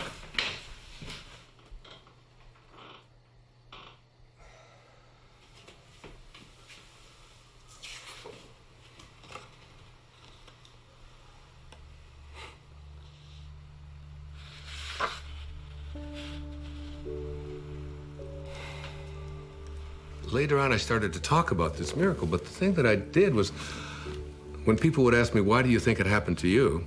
I would always say, well, why not? I mean, I'm Wayne Dyer, after all. And I've written an entire book about him, and he's... I deserve a miracle. Yeah, and it was like, and I really believed that it was like a special sort of thing that came to me. That's what happens, you know, when you get your ego involved in it. And what happened in that moment is that I totally forgot my ego. It wasn't that I'm so grand and so spiritual or that I'm so special. My instantaneous reaction to what John needed was to just reach out to him, and that's when the miracle occurred. In one moment, without thinking, I reached out to a fellow human being in need and forgot about myself. And it was almost as if the door opened, the teachers found me and said, here it is. The best way to have those doors open is to forget about yourself and to reach out and serve. It's always about serving. It's, you know, one of the mistakes so many people make is they just think, well, I'm just gonna attract what I want into my life. And one of the things that I really profoundly believe in, you do not attract what you want. You attract what you are. What you are. I would have been too shy. I'm such an earnest guy. I would have known firm things to say. We ran in such different circles, my baby. Diagram different blinds. Now we gaze at the moon. Out the window. Denise, come here. Sorry, I'm so sorry. I should never have done this. Hey, look at me. Look at me. It's okay. No, it's not okay. It's not okay. Everything's going to be okay. I Everything's did going to this. be fine. No, you didn't do anything. I knew you felt this. I did this. I did this more than you. Listen to me. I'm sorry. I love you. I love you so much. You're gonna be okay. Must have been our time. We found true love while staying at home.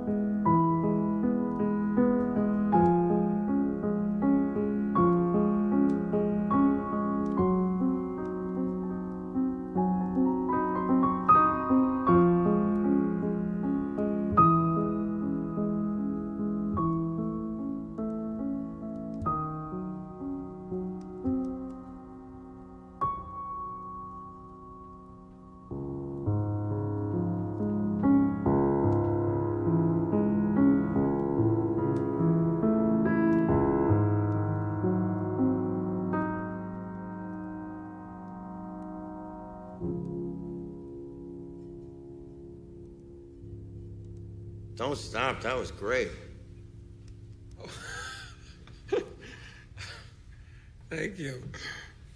What brings you out so late? Or I should say so early. Just couldn't sleep. You having trouble with the filming?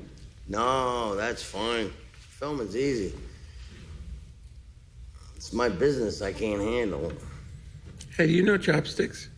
I used to. Ha! Makes me think of being a kid. When I was idealistic. Back when I thought I'd make a name for myself. Oh, hey, don't say that. You have a name. More like a household name. More like Scorsese or Tarantino. Well, hang in there. Anything can happen. Why does it have to be so hard? One minute I have the funding to make my movie. The next I don't. Can't get the money without the talent. Can't get the talent without the money. And then they pulled it all out from under me. I don't own it anymore. Seriously thinking career change. That's a good sign. What is? You're giving up. That's good. How do you figure? You can't force these things. Right. And again with the magic thing. What's the matter? What's that? You know, I don't know why I'm telling this to the janitor or whatever you are. I do a lot of things around here, believe me. Play a damn good piano, though. You should think about doing that full time. Well, for a while I thought I would. Yeah, what happened? Well, I started playing when I was very young. I was a natural. And then I got older and I became more aware of people watching me play. And then I started to play more for them than for myself. And then I got very scared that I would disappoint them. So I did. Did what? I disappointed everybody. I would be very clever. I'd go to a recital and I would just play a couple wrong notes on purpose as a test to see if they would still love me the same way. And basically they didn't. It was a long time before I touched a piano, which is it's crazy when I think of how much I enjoy playing. Yeah, I was just thinking that. This would sit for years. I wouldn't touch it. I wouldn't even notice it. But you're a piano player. I don't get it. You don't get that? How could you ignore what's right in front of you?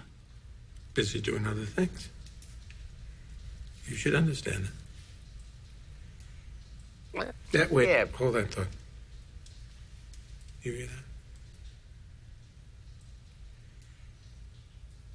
that? I don't hear anything. Listen. Listen.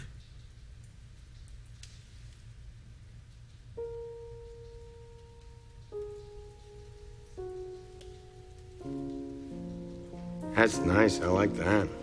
I like that too. You making that up? Yeah. Well, no. Sort of. Yeah. Mostly no. What? It's just something I could do. Make music, you mean? No, I can't. And you're a good faker. Yes, I'm just listening. Listening. I listen. And then I just play what I hear. I'm not making it up at all. It makes itself up. Makes itself. Exactly. I just play. Sometimes all you gotta do is just show up, pay attention, and music happens. Your music happens.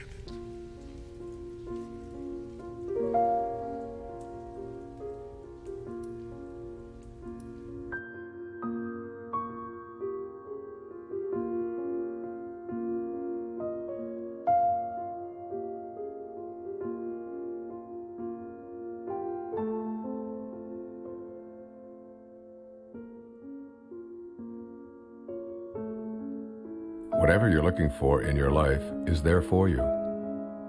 It will show up where and when it's needed. It's always in your mind. Whatever you need to complete this project, whatever you need to create, it's all there. You can prepare and then let go. It's an easy trusting that everything will happen perfectly.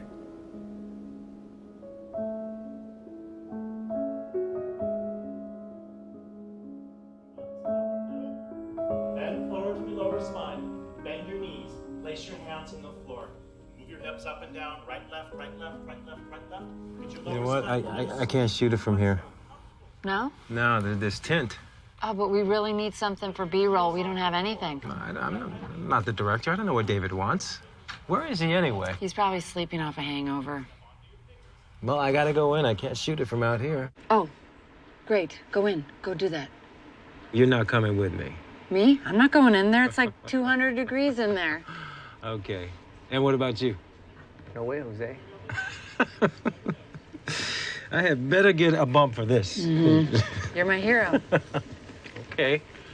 You guys suck.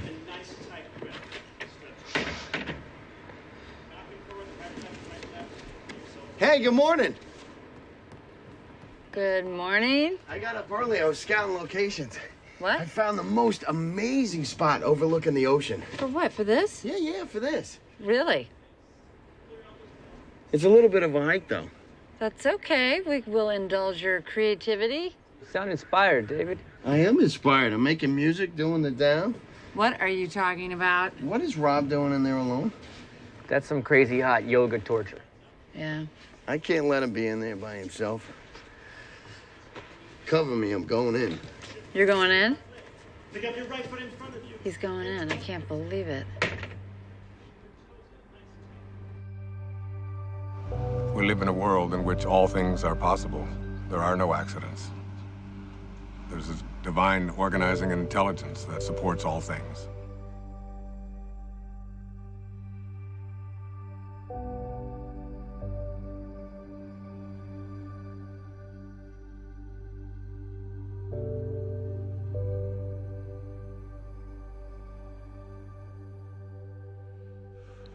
I think you have to get to the place where you're no longer focused just on yourself.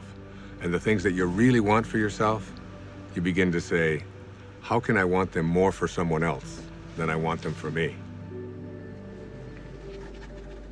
And that's God realization.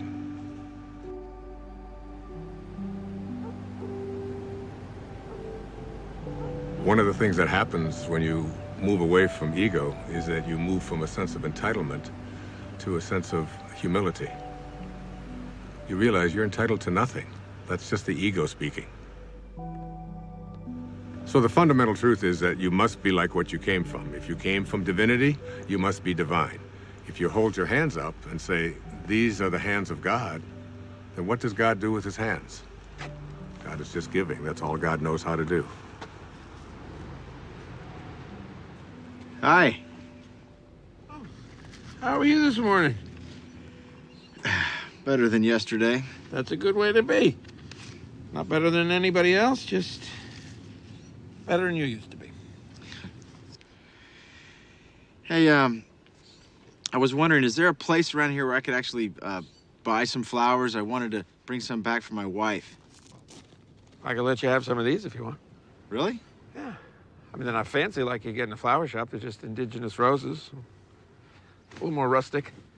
I think my wife might actually like that. Hey, now, wait, let me help you. Cut just above the leafy part there, and above the leafy part, and try to do it on an angle. Hey, there you go. Good. Can you tell I've never done this before? Not much of a gardener? I usually pay people to do my gardening. People who actually know what they're doing, like you. Well, I get a lot of satisfaction out of it. I've never really seen the value in flowers, I guess. Don't you ever send your wife flowers? No. Oh, that sounds bad. It's a new day. Yes, it is. You know, there are over 200 species under the genus Rosa. And there's a rose database that has, I think it was over 6,000 variations of roses. Seems almost excessive.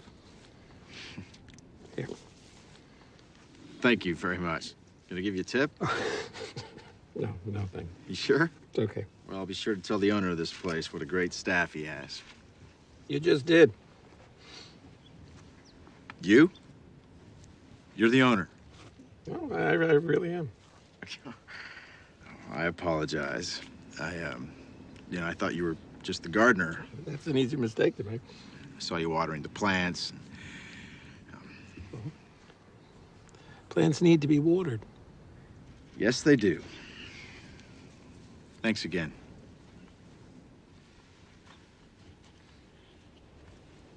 Can I ask you a favor? Yeah, sure. I'm here for a board meeting. Yeah, I know. You were at the House of Promise, right? Yes, and I've got to give this to the executive director, but I don't know what room she's in. Oh, I can find it. Well, actually, could you give it to her for me? Yeah, sure. Is it important? No, it's just some papers. Okay, yeah. And if you could give it to her this afternoon, after I've left. Yeah, I can do that. Appreciate it.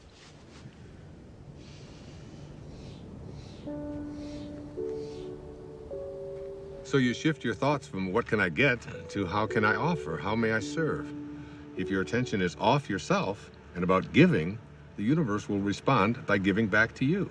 The universe will say, how may I serve you? But you have to be in a place of service yourself. That's when the transition is complete, when you move into that place that is without ego.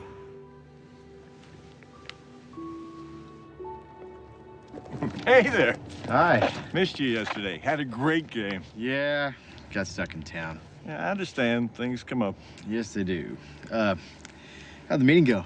Nothing changed. They still need the money. But once they get the money, we'll see who gets the contract.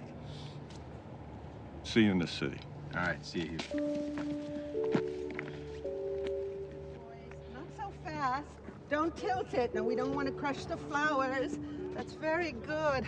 Oh, I'm telling you, you don't want to know how much these flowers cost. You know, it's the same florist the mayor uses. Now, oh, be careful, please. Thank you.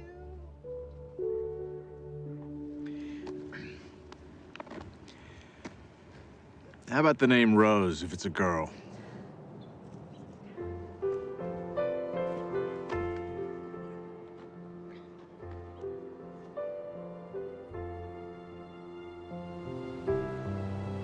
As we move into the meaning phase of life, it's not as if you no longer are ambitious. It's that you have ambition with meaning. You're ambitious about other things. So now your ambition is transformed into purpose, and you have to learn to become the observer and to step back. You begin to live in process, trusting where your source is taking you. You begin to detach from the outcome. And that detachment allows you to no longer be fighting. It allows things to just come to you. And you're no longer being the person who's making things happen. You're allowing them to show up. The fight is gone. So I get asked over and over again, is there a purpose to the ego? And my reaction to that is it's just not worth defending. The ego is the thing that is the false self. And when you're defending it, you're defending an illusion. You're defending something that really isn't who you are. Your authentic self is way beyond the ego. Every one of us knows that we came here with music to play, and yet we have a tendency to believe that we are separate entities and that we have to fit in, and that's our role in life. And none of that is true. The shift can happen in many ways. It can be just a comment. It can be a coincidence that occurs, a particular event that you weren't expecting. It can be anything at all, but the result is always the same. You begin to realize that you're not here to push life, to make it a struggle all the time. You're here to enjoy and to be living in peace. That's what happens when you're in the afternoon of your life. I was just thinking about all the things I have to do to pack us up to leave. Oh, yeah?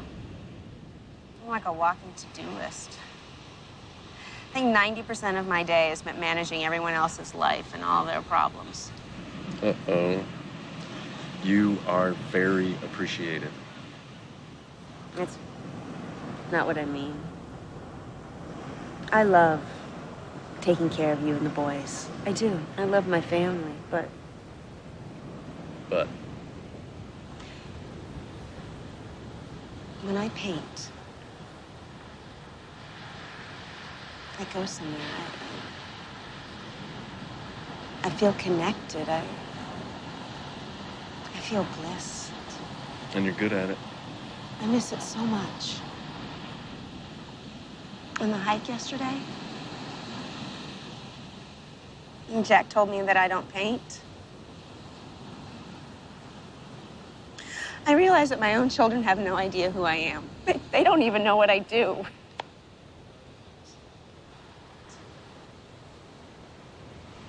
So do it. Really? Yes, absolutely. Thank you. I want to stay here. What? Just for a week. Right now, just this next week. What, you think I'm gonna leave you here all alone? Jason, every cell in my body wants to stay here just a little bit longer. I'm hearing you, but I have no idea what you're saying. I need to reorient myself. I need to find my way back, and I need solitude to do it. Quinn, you're a mother of 2 small children. You don't get solitude. Jason, you have to know I love you. And I love the kids, and I I am still us, but I am more than this.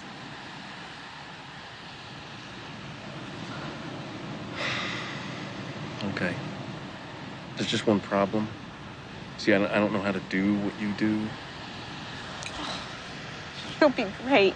It's just for a week. You'll survive. And then we go back to normal. I don't know about that. Oh, you're good at this. Oh, that's not fair. You know what you're gonna get good at? What? Laundry. I see lots of laundry in your future. That's great. That's great.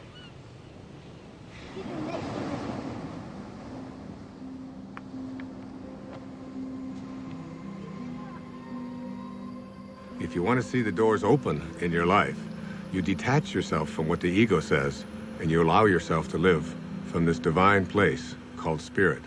And what Lao Tzu called the virtues, he said there are 4 of them. The first of these is reverence for all of life, which is respect. The second is sincerity, which is really nothing more than just honesty.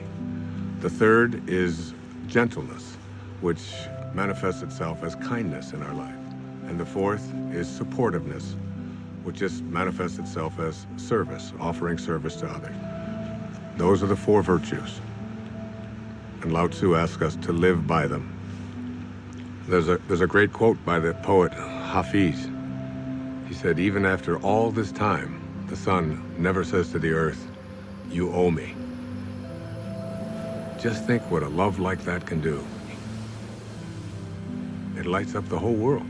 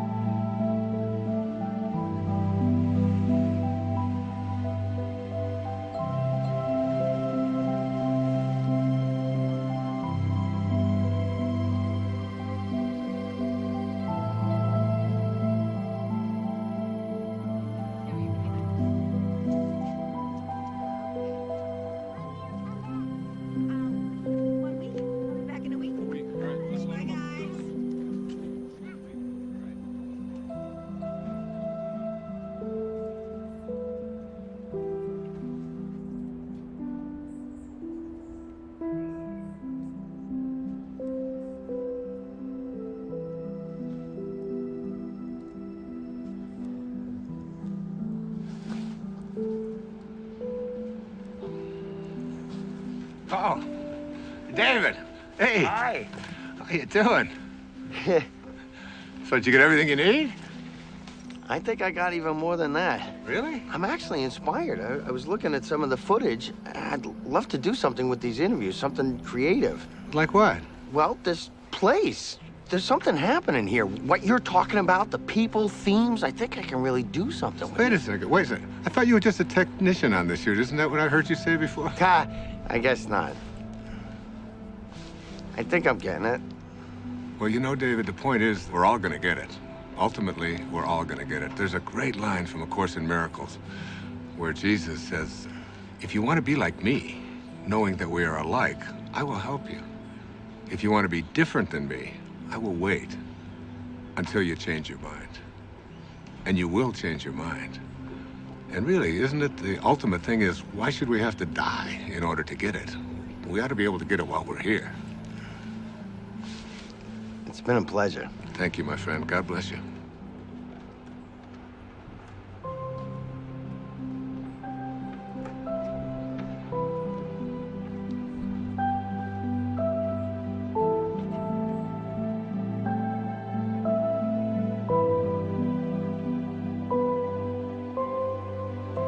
Nobody needs to ask the question, what is my purpose?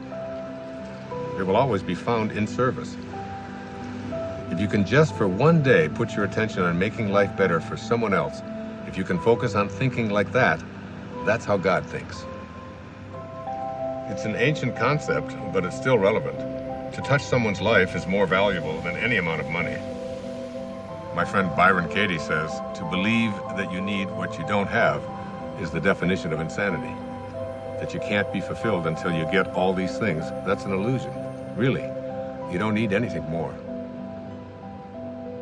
It doesn't matter what it is you do, You could be a cab driver, a teacher, a factory worker, a manager. What matters is that you put your attention on how may I serve. Think of the people you go to, whoever you are in your path.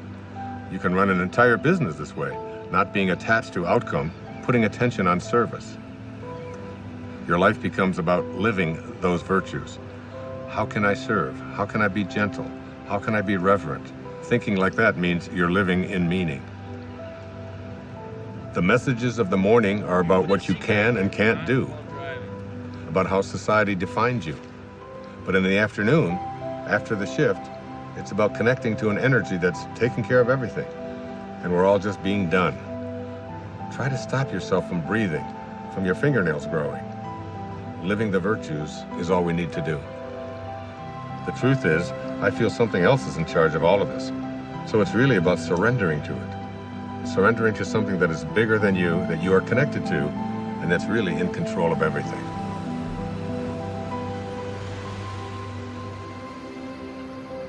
There's a place deep within us that wants to feel fulfilled, that wants to know that my life has made a difference, that I've left this place, this planet that I've lived on, better than when I arrived, that someone's life has been profoundly touched because of my existence. We all want that. It's not about age or about finding yourself. Whoever you are, at whatever age, you're only a thought away from changing your life.